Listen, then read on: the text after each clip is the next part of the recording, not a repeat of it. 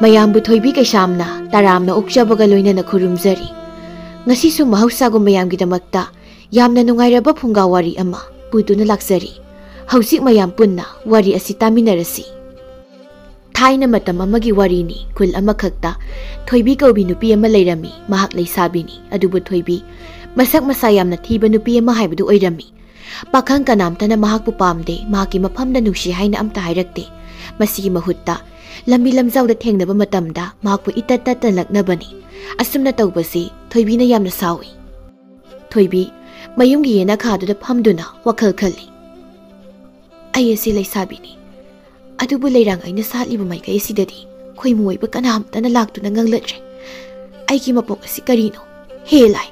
ꯅꯪꯅ ꯀꯔꯤꯒꯤꯅꯣ ꯑꯩꯒꯤ ꯁꯛꯇꯝ ꯑꯁꯤꯕꯨ ꯑꯁꯨꯛ ꯌꯥꯝꯅ ꯊꯤꯍꯜꯂꯝꯂꯤꯕꯁꯤꯕꯣ? ꯅꯪꯅ ꯑꯩꯒꯤ ꯁꯛꯇꯝ ꯑꯁꯤ ꯊꯤꯍꯜꯂꯝꯕꯅ ꯃꯔꯝ ꯑꯣꯏꯔꯒ ꯑꯩ ꯉꯁꯤꯗꯤ ꯅꯨꯄꯥ ꯑꯝꯇ ꯐꯪꯗ꯭ꯔꯦ꯫ ꯅꯨꯄꯥ ꯑꯃꯠꯇꯅ ꯑꯩꯒꯤ ꯐꯝꯗ ꯅꯨꯡꯁꯤ ꯍꯥꯏꯅ ꯍꯥꯏꯔꯗ꯭ꯔꯦ꯫ ꯃꯁꯤꯕꯨ ꯀꯔꯝꯕ ꯅꯨꯄꯤ ꯑꯣꯏꯕꯒꯤ ꯊꯃꯣꯏꯅ ꯈꯥꯡꯗꯨ ꯂꯩꯕ ꯉꯝꯗꯣꯏꯅꯣ? ꯑꯁꯨꯝꯅ ꯂꯩꯔꯛꯂꯤꯕꯁꯦ ꯐꯅꯗꯤ ꯃꯀꯨꯏꯔꯦ꯫ ꯆꯍꯤ ꯈꯔ ꯂꯩꯔꯒꯗꯤ ꯂꯩꯁꯥꯕꯤ ꯑꯣꯏꯕꯒꯤ ꯃꯇꯝꯁꯨ ꯍꯦꯟꯗꯣꯛꯈ꯭ꯔꯅꯤ꯫ ꯂꯩꯁꯥꯕꯤ ꯈꯨꯃꯨ ꯊꯨꯒꯥꯏꯅ ꯁꯣꯏꯗꯅ ꯍꯥꯏꯅꯕꯤꯔꯛꯑꯅꯤ꯫ ꯑꯩ ꯌꯥꯝꯅ ꯄꯦꯟꯗꯦꯗ꯫ ꯑꯋꯥꯡꯂꯣꯝꯒꯤ ꯊꯣꯏꯅꯨ ꯍꯥꯏꯅ ꯑꯃꯨꯛꯇꯣꯏꯕ, ꯃꯈꯣꯏꯒꯤ ꯊꯣꯡꯒꯥꯜꯁꯤꯗ ꯅꯨꯄꯥ ꯄꯥꯈꯪ ꯃꯌꯥꯝ ꯑꯃꯅ ꯀꯣꯏꯔꯣꯝ ꯂꯨꯝꯃꯤꯕ, ꯑꯗꯨꯒ ꯑꯩꯈꯣꯏ ꯊꯣꯡꯒꯥꯜ ꯑꯁꯤꯗꯅ ꯁꯟ ꯈꯔ ꯆꯠꯂꯤ꯫ ꯃꯁꯤ ꯃꯉꯥꯏ꯫ ꯅꯠꯇꯦ, ꯃꯥꯒꯤ ꯊꯣꯏꯅꯨ ꯍꯥꯏꯕ ꯅꯨꯄꯤꯗꯨꯅ ꯑꯩꯉꯣꯟꯗꯒꯤ ꯐꯖꯕ ꯀꯌꯥꯝ ꯍꯦꯜꯂꯦꯗꯅ꯫ ꯄꯦꯟꯗꯦꯗꯀꯣ ꯊꯣꯏꯕꯤ ꯑꯩꯒꯤ ꯃꯄꯣꯛꯁꯦ꯫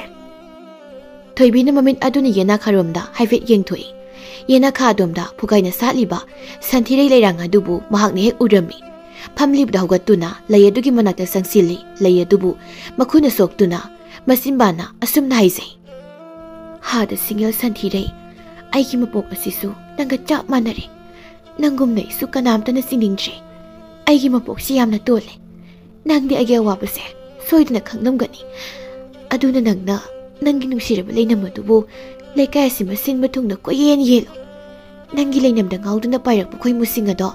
ꯅꯪꯒꯤ ꯅꯇꯥ ꯊꯣꯏꯕꯤ ꯑꯩꯅ ꯅꯥꯟꯊꯣꯛꯄ ꯉꯝꯗꯅꯕ ꯃꯑꯣꯡꯗ ꯇꯥꯞ ꯍꯦꯛꯇ ꯐꯍꯧꯒꯦ꯫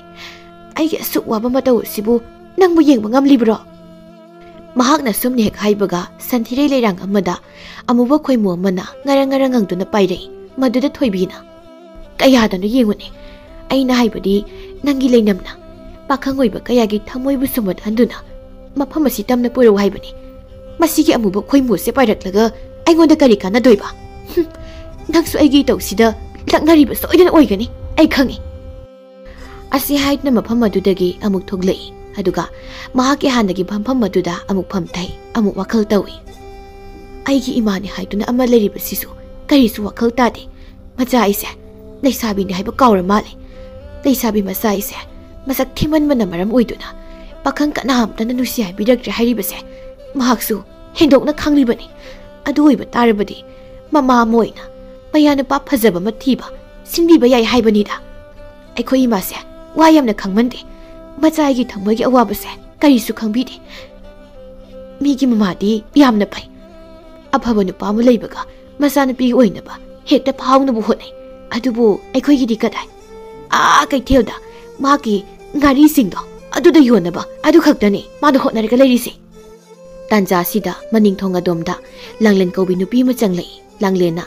ꯌꯦꯅꯈꯥ ꯑꯗꯨꯗ ꯃꯆꯦ ꯊꯣꯏꯕꯤꯅ ꯐꯝꯗꯨꯅ ꯂꯩꯔꯤꯕꯗꯨꯕꯨ ꯎꯔꯝꯃꯤ꯫ ꯃꯕꯨꯛꯅꯤꯡꯗ ꯈꯜꯂꯤ: ꯑꯩꯅꯗꯤ ꯀꯧꯗꯨꯅ ꯊꯤꯔꯤ, ꯑꯗꯨꯒ ꯃꯥꯗꯤ ꯑꯁꯤꯗ ꯌꯥꯝ ꯅꯨꯡꯉꯥꯏꯅꯒ ꯐꯝꯗꯅ ꯃꯣꯟꯗ꯭ꯔꯪ ꯁꯥꯟꯅꯗꯨꯅ ꯂꯩꯔꯤ ꯑꯣꯏꯔꯦꯀꯣ꯫ ꯐꯩ ꯈꯪꯒꯅꯤ, ꯑꯩ ꯇꯧꯒꯦꯕ, ꯌꯦꯡꯉꯨ꯫ ꯑꯁꯤ ꯈꯟꯗꯨꯅ ꯃꯈꯣꯡꯗꯨ ꯇꯞꯅ ꯇꯞꯅ ꯊꯥꯡꯗꯨꯅ ꯆꯪꯁꯤꯜꯂꯤ꯫ ꯑꯗꯨꯒ ꯃꯆꯦ ꯊꯣꯏꯕꯤꯒꯤ ꯃꯁꯥꯗꯨꯗ ꯈꯪꯄꯥꯏ ꯄꯥꯏꯗꯨꯅ ꯈꯪꯍꯜꯂꯝꯃꯤ꯫ ꯋꯥꯈꯜ ꯑꯃꯗ ꯇꯥꯎꯗꯨꯅ ꯐꯝꯂꯝꯕ ꯊꯣꯏꯕꯤ ꯑꯗꯨꯅ ꯇꯧꯔꯛꯄꯗꯨꯗ ꯈꯪꯄ꯭ꯔꯦꯛ ꯈꯪꯂꯝꯃꯤ꯫ ꯀꯅꯥꯒꯤ ꯃꯆꯥ ꯃꯁꯨꯅꯣ? ꯑꯣꯟꯊꯣꯛꯅ ꯃꯇꯥꯡ ꯆꯥꯈꯤꯗ꯭ꯔꯦꯗꯀꯣ꯫ ꯋꯥꯈꯜꯅꯒ ꯋꯥꯕꯅꯦ, ꯌꯥꯝꯅ ꯍꯧꯖꯔꯛꯁꯅꯨꯀꯣ꯫ ꯂꯥꯡꯂꯦꯟꯅ: ꯏꯆꯦ, ꯀꯔꯤ ꯋꯥꯈꯜ ꯈꯜꯂꯝꯃꯤꯅꯣ? ꯀꯔꯤ ꯑꯣꯏꯅꯤ, ꯅꯨꯄꯥꯒꯤꯅꯤ꯫ ꯏꯆꯦꯕꯨ ꯅꯨꯄꯥ ꯐꯪꯉꯕꯣ ꯍꯥꯏꯁꯦ? ꯀꯔꯤ ꯋꯥꯅꯣ ꯂꯥꯡꯂꯦꯟ? ꯑꯩꯒꯤ ꯁꯛ ꯑꯁꯤꯗ ꯀꯗꯥꯏꯗꯒꯤ ꯅꯨꯄꯥꯅꯣ? ꯂꯝꯕꯤ ꯂꯝꯖꯥꯎꯗ ꯑꯩ ꯍꯦꯛ ꯎꯕ ꯃꯇꯝꯗ ꯈꯣꯡꯕꯥꯟ ꯂꯨꯄꯥꯟꯗ ꯆꯣꯡꯊꯗꯨ ꯂꯣꯠꯅꯔꯤꯕꯅꯤ꯫ ꯀꯅꯥꯒꯨꯝꯕ ꯈꯔꯅꯗꯤ ꯑꯩꯕꯨ ꯎꯔꯒ ꯁꯛ ꯊꯤꯕꯤ ꯀꯥꯏꯅ ꯍꯥꯏꯅꯔꯒ ꯂꯛꯅꯔꯤꯕꯅꯤ꯫ ꯈꯪꯗ꯭ꯔꯦꯗ ꯂꯥꯡꯂꯦꯟ, ꯅꯆꯦꯒꯤ ꯂꯥꯏꯕꯛꯁꯦ ꯀꯔꯝꯅꯕꯨ ꯊꯣꯛꯂꯒꯕ? ꯍꯧꯖꯤꯛ ꯐꯥꯎꯕ ꯅꯨꯄꯥ ꯑꯝꯇ ꯐꯪꯗ꯭ꯔꯤꯕ ꯑꯣꯏꯔꯦꯀꯣ꯫ ꯏꯆꯦ, ꯅꯨꯄा फंगदबा कायसे यामना वारमनिको कयाम वागे जे लांगलेन करीदबो हंगलुनी मसीगी अवाबसे नुपी अमा ओइना ꯂꯩꯁꯥꯕꯤ ꯑꯃ ꯑꯣꯏꯅ ꯑꯩꯁꯨ ꯄꯥꯝꯖꯕ ꯅꯨꯡꯁꯤꯖꯕ ꯀꯥꯏꯗꯣ ꯄꯥꯝꯂꯤꯕꯅꯤ ꯄꯥꯝꯖꯕ ꯅꯨꯡꯁꯤꯖꯕ ꯃꯍꯥꯛꯀ ꯆꯤꯡꯌꯥꯒꯤ ꯂꯤꯔꯤ ꯂꯤꯔꯤ ꯁꯤꯠꯄ ꯅꯥꯃꯤꯕ ꯃꯔꯛ ꯑꯗꯨꯗ ꯐꯝꯗꯨꯅ ꯃꯍꯥꯛꯅ ꯑꯩꯒꯤ ꯅꯥꯞ ꯑꯁꯤꯗꯒ ꯐꯖꯕ ꯂꯩꯔꯥꯡ ꯑꯃꯒ ꯆꯤꯡꯕꯤꯔꯕꯗꯤ ꯄꯨꯛꯅꯤꯡ ꯑꯁꯦ ꯀꯌꯥꯗꯤ ꯅꯨꯡꯉꯣꯟꯒꯅꯤ ꯑꯗꯨꯕꯨ ꯑꯩꯒꯤꯗꯤ ꯀꯗꯥꯏ ꯁꯨꯃꯥꯏꯅ ꯌꯨꯝ ꯑꯁꯤꯗ ꯂꯩꯔꯤꯕꯁꯤꯅꯤ ꯄꯥꯝꯃꯨꯕ ꯃꯍꯥꯛꯀꯤ ꯋꯥꯈꯜꯒ ꯈꯟꯗꯨꯅ ꯃꯤꯀꯨꯞ ꯈꯨꯗꯤꯡ ꯄꯨꯡꯖꯥ ꯈꯨꯗꯤꯡꯗ ꯃꯃꯣꯟꯇ ꯅꯣꯛꯇꯨ ꯂꯩꯕ ꯀꯥꯏꯗꯣ ꯌꯥꯝꯅ ꯄꯥꯝꯂꯤꯕꯅꯤ ꯑꯗꯨꯕꯨ ꯅꯨꯄꯥ ꯑꯝꯇꯅ ꯑꯩꯕꯨ ꯅꯨꯡꯁꯤꯕꯤꯗꯦ ꯅꯠꯇꯦ ꯂꯥꯡꯂꯦꯟ ꯑꯩꯒꯤ ꯁꯛ ꯑꯁꯤꯕꯨ ꯀꯌꯥꯃꯨꯛ ꯌꯥꯝꯅ ꯊꯤꯔꯕꯒꯦ ꯃꯁꯤꯗ ꯂꯥꯡꯂꯦꯟ ꯑꯃ ꯈꯨꯝꯃꯤ ꯏꯆꯦꯗꯤ ꯌꯥꯝꯅ ꯐꯖꯩꯗ ꯌꯦꯡꯕ ꯍꯩꯇꯕ ꯃꯈꯣꯏꯒꯤ ꯃꯃꯤꯠꯇ ꯏꯆꯦꯒꯤ ꯁꯛꯇꯝ ꯑꯗꯨꯕꯨ ꯌꯥꯝꯅ ꯊꯤꯅ ꯎꯕꯒꯤ ꯋꯥꯅꯤ ꯏꯆꯦꯒꯤ ꯐꯖꯕꯁꯦ ꯑꯩ ꯃꯔꯤ ꯃꯔꯤ ꯍꯥꯏꯊꯔꯛꯀꯦꯀꯣ ꯊꯣꯏꯕꯤꯅ ꯃꯨꯟꯅ ꯇꯥꯏ ꯂꯥꯡꯂꯦꯟꯅ ꯃꯁꯤꯒꯤ ꯁꯛꯇꯝ ꯑꯗꯨꯕꯨ ꯃꯨꯟꯅ ꯌꯦꯡꯗꯨꯅ ꯍꯥꯏꯔꯛꯏ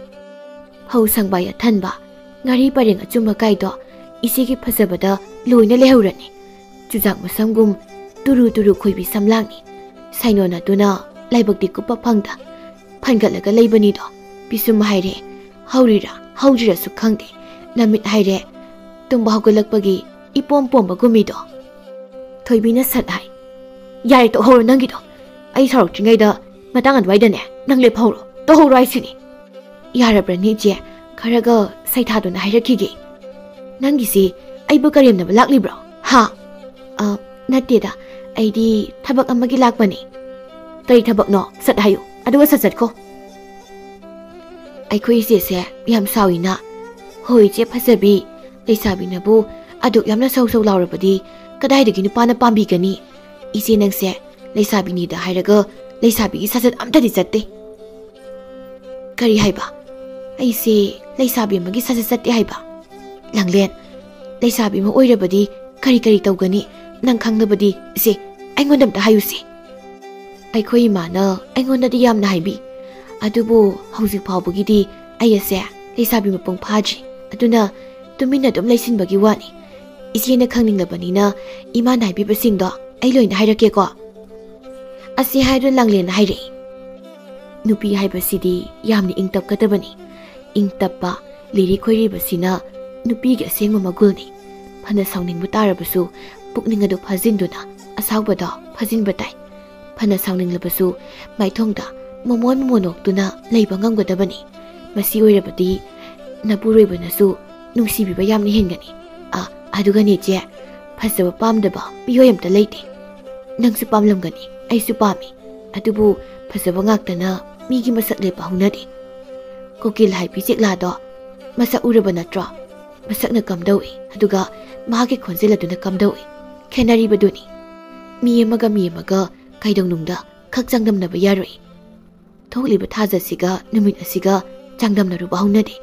ꯃꯥꯒꯤ ꯑꯣꯏꯕ ꯃꯇꯝꯗ ꯃꯉꯥꯜ ꯄꯤꯔꯤꯕꯗꯨꯅꯤ ꯑꯗꯨꯅꯦ ꯏꯆꯦ ꯁꯛꯀꯤ ꯋꯥꯗꯤ ꯀꯔꯤꯁꯨ ꯊꯣꯏꯗꯣꯛꯇꯦ ꯄꯨꯛꯆꯦꯜ ꯇꯞꯄ ꯄꯨꯛꯆꯦꯜ ꯐꯕ ꯅꯨꯡꯁꯤꯕ ꯍꯩꯕ ꯑꯁꯤꯗꯅ ꯃꯔꯨꯅꯤ ꯑꯊꯤꯕ ꯆꯤꯟꯅꯗꯕ ꯂꯩꯔꯥꯡꯁꯤꯡꯗꯁꯨ ꯈꯨꯏꯃꯨꯟꯅ ꯑꯗꯨꯝ ꯏꯟꯕꯅꯤꯗ ꯊꯣꯏꯕꯤ ꯃꯅꯥꯎꯅꯨꯄꯤ ꯂꯥꯡꯂꯦꯟꯅ ꯍꯥꯏꯔꯛꯂꯤꯕ ꯋꯥꯐꯝ ꯑꯗꯨꯕꯨ ꯇꯥꯕꯗ ꯃꯊꯃꯣꯏꯗ ꯏꯅꯣꯠ ꯑꯃ ꯄꯤꯕꯒꯨꯝ ꯇꯧꯔꯤ ꯃꯊꯃꯣꯏ ꯑꯗꯨ ꯃꯊꯨꯝ ꯃꯔꯥꯡ ꯐꯥꯎꯕ ꯍꯦꯟꯒꯠꯂꯛꯏ ꯊꯣꯏꯕꯤꯅ ꯀꯔꯤ ꯍꯥꯏꯕ ꯏꯪ ꯇꯞꯄ ꯄꯨꯛꯆꯦꯜ ꯐꯕ ꯍꯥꯏꯕ ꯂꯥꯡꯂꯦꯟ ꯑꯩ ꯑꯁꯤꯕꯨ ꯏꯪ ꯇꯞꯇꯕ꯭ꯔꯅꯦ ꯇꯞꯄꯤꯗ ꯑꯗꯨꯗ ꯏꯆꯦꯒꯤ ꯍꯧꯅꯕꯤ ꯅꯨꯄꯥ ꯎꯕ ꯌꯥꯗꯕꯗꯨꯗ ꯀꯩꯅꯣꯝ ꯁꯨꯝ ꯇꯧꯕꯒꯤ ꯋꯥꯅꯤ ꯏꯆꯦꯗꯤ ꯂꯥꯕꯅꯦꯕꯨ ꯍꯥꯏꯔꯗꯤ ꯁꯜꯂꯕ ꯐꯥꯎꯕ ꯂꯦꯝꯅ ꯊꯥꯗꯦꯗꯣ ꯑꯗꯨꯅꯗꯤ ꯀꯗꯥꯏꯗꯒꯤ ꯅꯨꯄꯥ ꯐꯪꯒꯅꯤ ꯐꯅ ꯄꯥꯝꯂꯕꯁꯨ ꯅꯨꯡꯁꯤ ꯍꯥꯏꯅ ꯍꯦꯛꯇ ꯐꯣꯡꯗꯣꯛꯄ ꯌꯥꯗꯦ ꯅꯨꯄꯥꯅ ꯅꯨꯡꯁꯤ ꯍꯥꯏꯔꯛꯂꯕꯁꯨ ꯍꯦꯛꯇ ꯍꯣꯏ ꯍꯥꯏꯅ ꯌꯥꯊꯣꯛꯄ ꯌꯥꯗꯦ ꯄꯥꯛ ꯍꯦꯛꯇ ꯈꯨꯝꯗꯣꯛꯄꯁꯨ ꯇꯧꯔꯣꯏꯗꯕꯅꯤ ꯃꯒꯨꯟ ꯂꯩꯍꯟꯒꯗꯕꯅꯤ ꯑꯩ ꯈꯪꯒꯅꯤ ꯅꯪꯅ ꯉꯥꯡꯂꯤꯕꯁꯤꯡꯁꯦ ꯑꯩ ꯂꯣꯏꯅ ꯈꯪꯒꯅꯤ ꯉꯁꯤꯗꯒꯤ ꯑꯩ ꯂꯤꯔꯤ ꯈꯣꯏꯔꯤꯕ ꯇꯝꯂꯒꯦ ꯂꯤꯔꯤ ꯈꯣꯏꯔꯤꯕ ꯍꯧꯔꯒꯦ ꯍꯩꯃꯥ ꯏꯆꯦꯒ ꯋꯥꯔꯤ ꯇꯧꯔꯤꯉꯩ ꯑꯩꯗꯤ ꯄꯨꯡꯀꯥꯎ ꯍꯦꯛ ꯀꯥꯎꯏ ꯏꯃꯥꯅ ꯉꯥꯔꯤ ꯂꯩꯔꯨꯆꯣ ꯍꯥꯏꯅ ꯊꯥꯔꯛꯄꯅꯤ ꯉꯥꯔꯤꯅ ꯅꯟꯗꯨꯅ ꯂꯩꯈ꯭ꯔꯕ꯭ꯔꯥ ꯍꯥꯏꯔꯝꯃꯅꯤ ꯏꯆꯦ ꯏꯃꯥꯕꯣꯛꯀꯤ ꯉꯥꯔꯤ ꯆꯐꯨꯗꯤ ꯌꯨꯝꯗ ꯊꯝꯕꯗꯥꯏꯅꯦ ꯉꯥꯔꯤ ꯑꯝꯇ ꯌꯥꯎꯕ꯭ꯔꯥ ꯌꯦꯡꯉꯨ ꯂꯥꯛꯑꯣ ꯈꯪꯗꯦꯅꯦ ꯂꯥꯡꯂꯦꯟ ꯌꯥꯎꯕ ꯌꯥꯎꯔꯝꯈꯤꯗ꯭ꯔꯥ ꯌꯥꯎꯔꯝꯗꯧꯕ ꯃꯥꯟꯈꯤꯗ꯭ꯔꯦꯗ ꯌꯥꯎꯕ ꯌꯥꯎꯗꯕ ꯍꯥꯏꯕꯗꯣ ꯌꯦꯡꯂꯒ ꯈꯪꯒꯗꯧꯅꯤ ꯑꯩꯗꯣ ꯅꯨꯄꯥꯅ ꯄꯥꯝꯕꯤꯅꯕꯅꯤ ꯀꯥꯏꯅ ꯈꯨꯖꯤꯟ ꯈꯣꯌꯥꯁꯦ ꯂꯪꯇ꯭ꯔꯤꯛ ꯂꯪꯅ ꯇꯛꯇꯨꯅ ꯁꯦꯝꯂꯤꯕꯅꯤ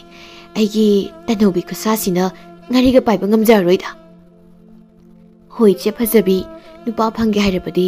ꯃꯇꯝ ꯄꯨꯝꯕꯗ ꯇꯜꯂꯤ ꯉꯝꯂꯣꯏ ꯄꯥꯝꯗꯦ ꯍꯥꯏꯕ ꯌꯥꯗꯦ ꯅꯣꯛꯐꯦꯠ ꯇꯧꯔꯒ ꯊꯕꯛ ꯑꯗꯨ ꯇꯧꯕ ꯇꯥꯏ ꯏꯆꯦꯕ ꯍꯧꯖꯤꯛꯇ ꯂꯤꯔꯤꯛ ꯈꯣꯏꯔꯤꯕ ꯇꯝꯃꯅꯤ ꯍꯥꯏꯈꯤꯗꯥꯏꯅꯦ ꯍꯣꯏꯅꯦꯍꯦ ꯂꯥꯡꯂꯦꯟ ꯅꯪꯅꯁꯨ ꯍꯧꯖꯤꯛꯇ ꯍꯥꯏꯈꯤꯀꯣ ꯂꯥꯛꯑꯣ ꯂꯥꯛꯑꯣ ꯏꯆꯦ ꯌꯦꯡꯕꯤꯒꯦ ꯑꯁꯤ ꯍꯥꯏꯗꯨꯅ ꯃꯈꯣꯏ ꯑꯅꯤ ꯏꯃꯨꯡꯗ ꯆꯪꯃꯤꯟꯅꯈꯤꯔꯝꯃꯤ ꯃꯊꯪꯒꯤ ꯅꯨꯃꯤꯠꯅꯤ ꯅꯨꯡꯊꯤꯜꯒꯤ ꯃꯇꯝ ꯑꯗꯨꯗ ꯊꯣꯏꯕꯤ ꯃꯍꯥꯛ ꯃꯊꯟꯇ ꯃꯥꯡꯒꯣꯜ ꯑꯗꯨꯗ ꯐꯝꯂꯤ ꯐꯤꯒ ꯑꯃꯇ ꯁꯥꯔꯣꯏ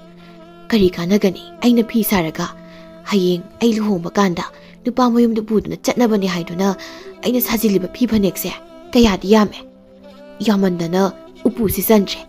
ꯑꯗꯨꯕꯨ ꯍꯧꯖꯤꯛ ꯐꯥꯎꯕ ꯅꯨꯄꯥꯗꯤ ꯑꯝꯇ ꯐꯪꯗ꯭ꯔꯦ ꯋꯥꯅꯕꯅꯤ ꯐꯤꯒ ꯁꯥꯕ ꯇꯣꯛꯑꯦ ꯑꯩ ꯀꯩꯗꯧꯖꯔꯨꯅꯤ ꯐꯝꯂꯒ ꯑꯣꯏꯅ ꯂꯩꯊꯣꯛꯀꯦ ꯃꯥꯡꯒꯣꯜ ꯑꯁꯤꯗ ꯐꯝꯗꯨꯅ ꯂꯩꯕꯅꯗꯤ ꯀꯔꯤꯁꯨ ꯀꯥꯟꯅꯔꯣꯏ ꯊꯣꯡꯒꯥꯜꯒꯤ ꯎꯈꯥꯁꯤꯗ ꯑꯁꯤꯗ ꯑꯣꯏꯅ ꯐꯝꯃꯨꯒꯦ ꯂꯝꯕꯤ ꯂꯝꯖꯥꯎꯗ ꯆꯠꯄ ꯅꯨꯄꯥꯁꯤꯡꯁꯦ ꯁꯣꯏꯗꯅ ꯎꯒꯅꯤ ꯅꯨꯄꯥ ꯑꯣꯏꯅ ꯌꯦꯡꯂꯨꯕꯅ ꯐꯩꯗ ꯑꯁꯤ ꯈꯟꯗꯨꯅ ꯐꯛ ꯑꯃ ꯃꯈꯨꯠꯇ ꯄꯥꯏꯔꯦ ꯃꯤꯡꯁꯦꯜ ꯑꯃꯁꯨ ꯃꯈꯨꯠꯇ ꯄꯥꯏꯔꯦ ꯑꯗꯨꯒ ꯊꯣꯡꯒꯥꯜ ꯇꯝꯅ ꯊꯣꯛꯂꯛꯂꯝꯃꯤ ꯐꯛ ꯑꯁꯦ ꯎꯈꯥꯁꯤꯗ ꯑꯣꯏꯅ ꯍꯦꯛꯇ ꯊꯥꯔꯒꯦ ꯐꯛ ꯑꯁꯤꯗ ꯐꯝꯗꯨꯅ ꯅꯨꯄꯥ ꯂꯥꯛꯄ ꯉꯥꯏꯔꯒꯦ ꯐꯛ ꯑꯗꯨ ꯊꯥꯗꯨꯅ ꯃꯗꯨꯗ ꯐꯝꯊꯩ ꯑꯗꯨꯒ ꯃꯃꯤꯠ ꯑꯗꯨꯅ ꯈꯥꯗꯃꯨꯛ ꯌꯦꯡ ꯋꯥꯡꯗꯃꯨꯛ ꯌꯦꯡ ꯇꯧꯗꯨꯅ ꯂꯩꯔꯤ ꯂꯥꯛꯇꯤꯅꯦ ꯑꯃꯠꯇ ꯇꯧꯔꯤꯕꯁꯦ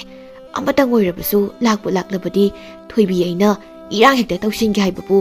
ꯑꯩꯈꯣꯏ ꯊꯣꯡꯒꯥꯜ ꯃꯄꯥꯁꯦ ꯂꯥꯟꯗꯨꯅ ꯆꯠꯀꯅꯤ ꯈꯟꯕꯗ ꯅꯨꯄꯥ ꯃꯈꯩꯁꯦ ꯂꯣꯏꯅ ꯇꯥꯟꯅꯔꯕ꯭ꯔꯥ ꯈꯪꯗꯦꯃꯤ ꯎꯞꯁꯤꯟꯗꯨꯅ ꯂꯩꯔꯤꯕ ꯃꯤꯡꯁꯦꯜ ꯑꯗꯨꯕꯨ ꯃꯈꯣꯏꯅ ꯂꯧꯈꯠꯇꯨꯅ ꯃꯃꯥꯏ ꯃꯄꯥꯗꯨꯗ ꯊꯝꯗꯨꯅ ꯃꯍꯥꯛꯀꯤ ꯁꯛꯇꯝ ꯑꯗꯨꯕꯨ ꯌꯦꯡꯉꯤ ꯃꯃꯣꯟ ꯅꯣꯛꯇꯨꯅ ꯁꯛꯇꯝ ꯑꯗꯨꯕꯨ ꯌꯦꯡꯖꯩ ꯑꯗꯨꯒ ꯃꯆꯤꯜꯗ ꯁꯣꯜꯂꯤ ꯑꯩꯁꯦ ꯊꯣꯏꯅ ꯊꯤꯕꯗꯤ ꯅꯠꯇꯦꯗ ꯀꯨꯆꯨ ꯑꯁꯤꯅ ꯈꯖꯤꯛꯇꯪ ꯃꯝꯁꯤꯟꯈꯤꯕꯒꯤ ꯋꯥꯅꯤ ꯑꯗꯨꯕꯨ ꯑꯩ ꯀꯩꯁꯨ ꯈꯟꯕꯤꯗꯦ ꯍꯌꯦꯡꯗꯒꯤꯗꯤ ꯈꯪꯒꯅꯤ ꯁꯪꯒꯣꯝ ꯑꯉꯧꯕꯅ ꯅꯨꯃꯤꯠ ꯈꯨꯗꯤꯡꯒꯤ ꯃꯥꯏ ꯇꯥꯒꯦ ꯃꯨꯔꯤꯕ ꯃꯥꯏꯊꯣꯡ ꯑꯁꯦ ꯉꯧꯊꯣꯛꯍꯟꯒꯦ ꯑꯗꯨ ꯑꯣꯏꯕ ꯇꯥꯔꯕꯗꯤ ꯅꯨꯄꯥ ꯃꯌꯥꯝꯅ ꯑꯩꯉꯣꯟꯗ ꯀꯣꯏ ꯉꯥꯎ ꯍꯦꯛ ꯉꯥꯎꯕ ꯍꯥꯏꯕꯗꯨ ꯑꯣꯏꯔꯅꯤ ꯌꯦꯡꯉꯣꯗꯅ ꯑꯩꯒꯤ ꯁꯛꯁꯦ ꯃꯥꯒꯤ ꯊꯣꯏꯅꯨ ꯍꯥꯏꯕꯤ ꯏꯔꯣꯏ ꯂꯨꯋꯥꯎꯕꯤ ꯃꯥꯟꯕꯤꯗꯨꯅ ꯑꯩꯉꯣꯟꯗꯒꯤ ꯀꯔꯤꯗ ꯍꯦꯟꯖꯔꯨꯒꯅꯤ ꯁꯝ ꯈꯔ ꯈꯣꯏꯔꯤꯕꯁꯤꯅ ꯅꯨꯃꯤꯠ ꯈꯨꯗꯤꯡꯒꯤ ꯆꯤꯡꯍꯤ ꯐꯨꯠꯇꯨꯅ ꯏꯔꯨꯖꯒꯦ ꯑꯩ ꯇꯧꯒꯦ ꯌꯦꯡꯉꯣ ꯃꯊꯪ ꯃꯊꯪ ꯇꯧꯊꯔꯒꯦꯕ ꯊꯥ ꯑꯅꯤ ꯑꯍꯨꯝꯁꯤꯗ ꯑꯩꯈꯣꯏ ꯊꯣꯡꯒꯥꯜ ꯑꯁꯦ ꯅꯨꯄꯥ ꯃꯌꯥꯝꯒꯤ ꯆꯥꯛꯊꯥꯐꯝ ꯑꯣꯏꯍꯟꯒꯦ ꯂꯩꯀꯥꯏꯁꯤꯗ ꯃꯁꯛ ꯐꯖꯕꯗ ꯊꯣꯏꯕꯤ ꯑꯩꯒꯤ ꯏꯃꯤꯡꯁꯦ ꯆꯠꯍꯟꯒꯦ ꯑꯁꯨꯝꯅ ꯅꯨꯡꯉꯥꯏꯕ ꯋꯥꯈꯜꯗ ꯇꯥꯎꯗꯨꯅ ꯃꯍꯥꯛ ꯂꯩꯔꯤ ꯁꯣꯝꯗ ꯂꯝꯕꯤꯗꯨꯗ ꯄꯥꯈꯪ ꯑꯅꯤꯈꯛ ꯂꯥꯛꯏ ꯃꯈꯣꯏ ꯑꯅꯤ ꯂꯝꯕꯤꯗ ꯆꯠꯅ ꯆꯠꯅ ꯋꯥꯔꯤ ꯁꯥꯟꯅꯩ ꯏꯇꯥꯎ ꯃꯗꯨꯒꯤ ꯇꯣꯔꯣ ꯃꯥꯟꯕꯤ ꯂꯨꯋꯥꯎꯕꯤ ꯊꯣꯏꯕꯤꯗꯣ ꯃꯈꯣꯏ ꯌꯨꯝꯒꯤ ꯊꯣꯡꯒꯥꯜ ꯐꯥꯎꯔꯒ ꯆꯠꯀꯅꯤ ꯈꯟꯕꯗ ꯑꯩ ꯇꯁꯦꯡꯅ ꯇꯜꯂꯕꯅꯤ ꯑꯩꯈꯣꯏ ꯏꯃꯥꯁꯤꯅ ꯆꯠꯇꯕ ꯌꯥꯔꯣꯏ ꯍꯥꯏꯗꯅ ꯑꯩꯁꯦ ꯆꯠꯂꯤꯕꯅꯤ ꯈꯪꯗꯦ ꯈꯪꯗꯦ ꯏꯇꯥꯎ ꯅꯪꯅ ꯆꯠꯃꯤꯟꯅꯧꯁꯦ ꯍꯥꯏꯕꯗꯨꯗ ꯑꯗꯨ ꯆꯠꯃꯤꯟꯅꯕꯩ ꯋꯥꯅꯤꯀꯣ ꯑꯗꯨ ꯏꯇꯥꯎ ꯃꯗꯨꯒꯤ ꯊꯣꯏꯕꯤ ꯍꯥꯏꯕꯤ ꯁꯛꯊꯤꯕꯤ ꯅꯨꯄꯤꯗꯣ ꯅꯨꯄꯥ ꯑꯝꯇ ꯎꯕ ꯌꯥꯗꯕꯅꯤꯀꯣ ꯍꯦꯛꯇ ꯆꯣꯡꯁꯤꯟꯕꯅꯤ ꯑꯗꯨꯗꯁꯨ ꯅꯠꯇꯦꯅꯦ ꯂꯝꯕꯤ ꯂꯝꯖꯥꯎꯁꯤꯗ ꯅꯨꯄꯥ ꯆꯠꯄ ꯎꯕ꯭ꯔꯥ ꯍꯥꯏꯅ ꯊꯑꯣꯏꯅꯁꯨ ꯌꯦꯡꯉꯦ ꯍꯥꯏꯔꯤꯅꯦ ꯅꯨꯄꯥꯗ ꯐꯖꯅ ꯆꯣꯞꯇꯤ ꯆꯣꯞꯄꯖꯥꯠꯅꯤꯀꯣ ꯃꯗꯨꯏ ꯅꯨꯄꯤꯗꯣ ꯍꯣ ꯑꯗꯨꯕꯨꯗꯤ ꯃꯁꯛꯇꯣ ꯌꯦꯡꯉꯨꯗꯅ ꯄꯥꯈꯪ ꯀꯅꯥꯝꯇꯅ ꯃꯍꯥꯛꯄꯨ ꯄꯥꯝꯒꯗꯧ ꯅꯠꯇꯦ ꯂꯩꯁꯥꯕꯤ ꯑꯣꯏꯕꯒꯤ ꯆꯍꯤꯅꯗꯤ ꯍꯦꯟꯗꯣꯛꯈꯤꯗꯧꯒꯨꯝ ꯇꯧ ꯅꯨꯄꯥꯅꯗꯤ ꯐꯪꯗ ꯃꯌꯨꯝ ꯄꯥꯟꯕ ꯈꯪꯗꯗꯨꯅ ꯆꯨꯞ ꯆꯥꯗꯨꯅ ꯂꯩꯍꯧꯒꯅꯤ ꯈꯟꯗꯨꯅ ꯇꯧꯔꯤꯕꯅꯤ ꯑꯗꯨꯅꯗꯤ ꯑꯐꯪ ꯑꯐꯪꯕ ꯐꯥꯅꯕ ꯍꯣꯠꯅꯔꯤꯕꯗꯣ ꯇꯁꯦꯡꯅ ꯑꯩꯗꯤ ꯀꯤꯕꯨ ꯀꯤꯔꯕꯅꯤ ꯍꯦꯔꯥ ꯀꯤꯕ ꯌꯥꯗꯦ ꯅꯨꯄꯥ ꯅꯠꯇꯗꯧꯅ ꯀꯅꯥ ꯈꯪꯅꯤ ꯁꯦꯡꯂꯕ ꯑꯩꯒꯤ ꯄꯥꯈꯪ ꯄꯨꯟꯁꯤꯁꯤꯕꯨ ꯃꯍꯥꯛꯅ ꯃꯥꯡꯊꯣꯛꯄꯤꯔꯗꯤ ꯑꯁꯨꯝꯅ ꯋꯥꯔꯤ ꯁꯥꯗꯨꯅ ꯂꯥꯛꯄꯁꯤꯅ ꯊꯣꯏꯕꯤ ꯍꯣꯏꯒꯤ ꯂꯩꯀꯥꯏ ꯌꯧꯁꯤꯜꯂꯛꯂꯤ ꯈꯔ ꯂꯥꯛꯂꯕꯗ ꯊꯣꯏꯕꯤ ꯈꯣꯏꯒꯤ ꯊꯣꯡꯒꯥꯜꯗ ꯊꯣꯏꯕꯤꯅ ꯐꯝꯗꯨꯅ ꯂꯩꯔꯤꯕꯗꯨ ꯃꯈꯣꯏ ꯑꯅꯤꯅ ꯎꯔꯤ ꯅꯨꯄꯥ ꯑꯃꯅ ꯍꯥꯏꯔꯛꯏ ꯏꯇꯥꯎ ꯏꯇꯥꯎ ꯇꯨ ꯑꯥꯗꯒꯤ ꯌꯦꯡꯉꯣ ꯎꯈꯥꯁꯤꯗ ꯐꯝꯂꯤꯕꯁꯤ ꯊꯣꯏꯕꯤ ꯍꯥꯏꯕꯗꯨꯅꯤ ꯃꯥꯅꯤ ꯏꯇꯥꯎ ꯊꯣꯏꯕꯤ ꯍꯥꯏꯕꯤ ꯁꯛꯊꯤꯕꯤ ꯅꯨꯄꯤꯗꯨꯅꯤꯅꯦ ꯀꯔꯝ ꯇꯧꯅꯤꯗꯤ ꯍꯥꯏꯕꯒ ꯇꯧꯕꯒ ꯆꯥꯅꯦꯛ ꯂꯩꯔꯝꯃꯤ ꯋꯥꯅꯤ ꯑꯣꯟꯊꯣꯛꯅ ꯇꯟꯗꯧꯔꯤꯗ ꯃꯁꯛ ꯑꯁꯤꯗ ꯃꯃꯤꯡꯁꯦ ꯊꯣꯏꯕꯤ ꯀꯥꯏꯅ ꯀꯧꯔꯤꯕꯁꯦ ꯑꯣꯟꯊꯣꯛꯅ ꯄꯥꯝꯃꯨꯈ꯭ꯔꯦꯗ ꯐꯖꯕꯤ ꯅꯨꯄꯤ ꯑꯃꯗ ꯀꯧꯔꯝꯃꯣ ꯃꯁꯨꯝ ꯂꯥꯟꯒꯤ ꯊꯋꯥꯏꯁꯤ ꯊꯥꯕꯤꯒꯦ ꯑꯗꯨꯗꯤ ꯅꯠꯇꯦ ꯂꯥꯏ ꯃꯇꯟꯗꯧꯔꯤꯗ ꯏꯇꯥꯎ ꯌꯨꯝꯗ ꯑꯣꯏꯅ ꯍꯜꯂꯧꯔꯁꯤꯔꯅꯦ ꯉꯥꯏꯈꯣꯗ ꯊꯕꯛ ꯆꯠꯅꯤ ꯆꯠꯂꯒ ꯑꯃꯨꯛ ꯍꯟꯕ ꯍꯧꯅꯗꯦ ꯑꯗꯨꯝ ꯆꯠꯈ꯭ꯔꯁꯤ ꯌꯣꯡꯗꯧꯅ ꯑꯃꯨꯛ ꯐꯟ ꯆꯣꯡꯁꯤꯜꯂꯗꯤ ꯀꯝꯗꯧꯕ ꯁꯥꯖꯩ ꯑꯃ ꯄꯥꯏꯔꯒ ꯀꯜꯂꯒ ꯂꯣꯏꯔꯦ ꯑꯗꯨꯏ ꯋꯥꯕꯨ ꯍꯦꯔꯩꯕꯣ ꯃꯤꯒꯤ ꯃꯆꯥꯅꯨꯄꯤꯁꯤꯗ ꯆꯩꯅꯒ ꯀꯜꯂꯨꯔꯕꯗꯤ ꯂꯩꯀꯥꯏ ꯑꯁꯦ ꯋꯥꯊꯣꯛ ꯁꯣꯏꯅ ꯑꯣꯏꯅꯅꯤ ꯉꯝꯖꯔꯣꯏ ꯉꯝꯖꯔꯣꯏ ꯑꯗꯨꯝꯅ ꯇꯧꯒꯗꯕ ꯑꯣꯏꯔꯕꯗꯤ ꯑꯩ ꯂꯩꯀ꯭ꯔꯛꯇꯔ ꯀꯥꯏꯗꯅꯣꯃ ꯆꯪꯂꯒ ꯁꯤꯖꯈ꯭ꯔꯒꯦ ꯍꯣꯏꯁꯤ ꯂꯥꯛꯑꯣ ꯑꯩꯈꯣꯏꯅꯤ ꯅꯨꯄꯥꯅꯤ ꯀꯟꯅ ꯍꯦꯛꯇ ꯆꯦꯟꯈ꯭ꯔ ꯂꯣꯏꯔꯦ ꯑꯩꯈꯣꯏꯅꯤꯅ ꯆꯦꯟꯈꯤꯕꯗ ꯃꯍꯥꯛꯅ ꯇꯥꯟꯅꯕ ꯉꯝꯗꯧ ꯅꯠꯇꯦ ꯋꯥꯅꯤ ꯇꯥꯟꯅꯔꯛꯂꯒꯅ ꯁꯦꯠꯂꯤꯕ ꯐꯅꯦꯛ ꯑꯗꯨꯗ ꯂꯧꯁꯤꯜꯂꯒ ꯅꯨꯡ ꯃꯔꯛꯇꯅꯦ ꯃꯔꯥꯏꯅ ꯇꯨꯁꯤꯟꯖꯅꯤꯁꯦ ꯑꯁꯨꯝꯅ ꯍꯥꯏꯅꯗꯨꯅ ꯃꯈꯣꯏ ꯑꯅꯤ ꯆꯨꯝꯗ꯭ꯔꯤꯡ ꯑꯗꯨꯃꯛ ꯂꯥꯛꯂꯝꯃꯤ somdan thoibina mamaidu makha lambi somda haifet onthokna mu yengi maduda makha lambi duda nupa pakhang ani khakna lakliba dubu mahakna urami nupa ani dubu ubada mahakte harawa phauri mabukning da khali hais ada lakliba nupa ani sidi othokna phajakreda thoibi aina pamba haibado hek thokle aina haidra soida lakani haidana hujikti kari thokle yengudana thoibi aina tawbu irang to liemnaga chatlankibu yaponate ngaiba kalaga kaino phangi haibuduni nungaire lakliba nupa ani du yengduna mahak laikre pakhang ani duna asum lakpasina uzawdu yosilakadore hoitaw tu mamai sina aikhoirom da onsilaga yenglarise aisui aduido mangonda ka yengunu ko nang aisuyengoi chumjinga dum sakhisi haina thongal mapadu yosilakli maduna thoibina makul adu khara nau tharap tawna nupa ani du batana bamong da haire ho pakhang ani kadai da chatlibano nakhoi ani bo nupa amana nason pikna hai is kya da likhatlimni yoni mana gan bai mong da ito hanbagi wadi aikhoi ani dagi mahaknabu chahi soida halangani da adu oirgana nang hek laibok yengordana nupi dan base sel pai ina khudi kai hainabani ibungo nangoda dum kathok jarge nang dum loksinbiro haima aina kaubaga amata tadanaga asum chatline ho pakhangani nakhoi ani dani aina kauri base nana kamta tadrabana khoibo amta ngai kho kai doge ito khumba yade ko yengbusu yade makhoi gi sigi thunga pase asitang na thokra lori thoibina phamlam madu phuk hagolai aduga hai aina kauri basi tana thawaina khumdaban haibase aisu khangi phai aduiba tarabadi ito sidi matamni na pukai thagolai ne amuk tanarakta ne ngai khose ai dog yengo asi haiduna mamai leisilaktuna asumna launa haire thoibi haibi saktibi nupa phabi leisabi khumu thoine na hakbo nupa phabi nupa phabi asi harak kan sen khirami thoibi nupa du yu haiduda khoidau thina sauning lami ai bu saktibi nupa phabi kaina khangoi rado leibak makha da taba nungama makhuta khungali aduga chenduna nupa ni du butanai thomna bu honai ito tanar bi gidoine masi sono nu bise khara thuna changna sensi to ase haiduna kan sen khirami thoibi nupa ni du butanabada magna seli phanek adu lausinduna uprang uptuna tusilami ayo ima as khuru ga se loi du hubali ne tawrise aima khuning su hubali ayo lori dana aidi as jenshi benu pani dubu amuk yengduna maha kaino gi masa masu singak tani na khoi ha ta khoi dune lami du da khudi ti jin na siru he noida ase haiduna haugalai numidangi matamni thoibina madawna thambiramba opu du hangdok tuna koi phak phai aibu naha nong mamadi madugi khoi sarong hakpa ahan ma pie to masidi uram khibani thoine ek thire basu lairoi da bani tawri base kadai de laikhraba zano tanja duda mahaki mama tombi du changlei tombina masana pina tawri badubu yengduna hangi hey karino nangna upu dubu mathi bong thoku makai koi phak phai buduna nate kari thiribano nangbu upu duda ima phanek ama thirini karama phanek no ne ahan ba khoi sarong hakpa phanek to nangna hari bisibu karam kangi phanek no ne aidi wakhal tadre imana khangaroi aidum thige hey nangna thiribado thifam yamna sade ko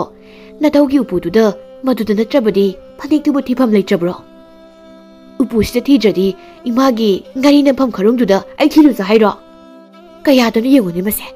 masila si khunga dogi ka khaduna to mek lei haiwani imagi bema tangbu karam gangna siba onthokna waida ko nangse mathau irei leitana masida pha changchilaga imagi sak thongpham thokpodo adum thongu yadro masida kari gi changai no hoi sai bema sanadi khaji kai sang hautrabadi uyan kaise mani khongba tamna langi ba khongba la sidagi aina uyan khuli base masing kayam yamne uyan khundau sarupudi ne kari sang thongjauge haidana hangba laksari ba ho imana janing ba mane hekta thong ai gi yade he yai imagi bema nang sinu pini ko isa lai sabi ma leibagi kari sukana de tawri base ayuksu aina kaitel jatpa nangna ba haiduna hobe hobe sak thongliba amuk kaitel kumlaknaga numidangsu sak thongliba nangni mabu otpase otlidako migi masa singna mama ampagi mateng pangnabadu hotnariba aduga khoigina yam hainingdeda ai hoi mana sak thongba yamna talagana nupa ma piru aigi imanabu aigi nupa ma hek piradi se chakta nate thaba khudingmak ai loi tawbigi hari hari mama aingondabu asigu wangang sangang singangine ibema nang hedi hemalebani ko hemalebani haribasini nang mu karam mama no migi mama singdi mayana pa phabu koithi hek thinai adubu nang dikadai nongan bada numit tapo ngari do adom yo layuna imagi ngari tuna nupa phangri yengo asa maida nanga gangna jaba ngampote aida sakum sangjahurage tombi haugali aduga mo hairami hey upududa nadawna sizinarambagi kari kara mayam yawbani ko amuko iphak luni asi hairamduna sakhirami thoibi upududa onsinduna amuk makha tanathi mahangna upududa asum thibada karigumba sigi makol ama yawrami madubu lauthoktuna hai lairik masani ni sidi kari lairik poirsano lairik masadubu yengduna maming adubu pai nungsiba phabagi laiwa masibu parubada thoibi mabukning adu harawuna loikre nungsiba phabagi laiwa haibako masigi lairik asima lema thaba yadre amukta page chumlum labadi nupa masak matau phasaba mabu hekta phage upudu lonsilamduna mahaki kada changlami lairik adubu muna yengdwa leirami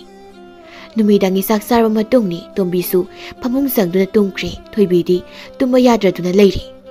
masidi yarbisinga se asimak tawrage aduga pakhang maya maraktagi khwaidagi masak matau phajaba ta hembada mabu oine hekta pharage khangani lairik ase aigi dauna aigi damuda thambirambaga chabek manakre imasu tumlamlani matamsibu kayam thingazano wakhal muna tawduna mahak phamungdagi hawgalai khoyu thamoi ama paiduna maning tholomda thoglai yena kha domda mayedubu thamle mahaksu phamthare lairik adubu mangal aduda thamle aduga lairik aduda iriba sing adubu paba hurami mahaki mabungning adudadi aronba lairik adugi mahi aduna mahakna pamjaba nupa adubu soidna phaba ngamlagani haina khanjarami harawba maga loinana mahak lairik adu pari somdana yumlona bilanglena mapan tholakpada mase thoibina hina khado tawramliba sing adubu urami madubu ubada mabukningda khali karino ahing thingjilakpasida isi thoibina hina khase tawrisibo mataw adubu munna yengi amusu asumna khali mahaki sibu nupa phana mahiga tawri zalane mahakna paribasi lairikni soida oirongani mase kayadani yengone lairika paraga nupa phagi kainaga tawine misingse nokti nokning bazatni ko phangda phangsilaktrabadi asumna taw boire ko adubudi chahi phana yamlamlani lisilakpasida lepham khanglam laroi mahak hoida mahaki tawba tawjarasano langlensu mase thoibina tawriba thabak adubu asumna oina khandoktuna imungda sangkhirami somdana thoibina lairik adu yawriba laron sing adubu musi ngan mangal adugi marakta maraga paba madi mabukning aduda dupa phangdani haibigi harawba magi thumatbaga loinana pabaduda mahakna pariba sing aduda wahi soiba seranana paba yawsingkhirami aduk luba lairik adubu mahakna dumna seranana pabaduna maram oiduna